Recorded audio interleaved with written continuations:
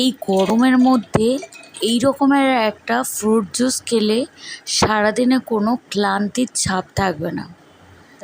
প্রথমে ফ্রুটগুলো dry fruit নিয়ে নিয়েছি, আমন্ড, কাজু, কিশমিশ নিয়ে একটা মিক্সিং জারে কিছুটা ওটস, ডায়েট ফ্রুট, দুধ, কলা, খেজুর সমস্ত কিছু পরিমাণ মতো নিয়ে নিয়েছি।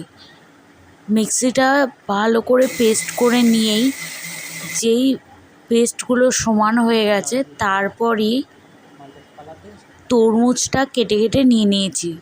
তরমুজটা পরে দিতে হয় কারণ যাতে টেস্টটা ব্যালেন্সে থাকে।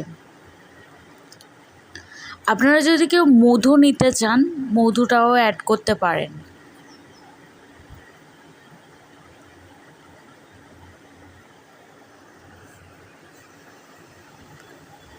তারপর তরমুজটা দেওয়ার পরে আবার একবার মিক্সিতে পেস্ট করা হলো। পেস্ট করার পরই যেহেতু একটা গামলায় রাখা হয়েছে 2 ঘন্টার জন্য ফ্রিজে রেখে তারপর গ্লাসে রাখা হয়েছে, তারপরে সার্ভ করা দারুণ হয়েছিল।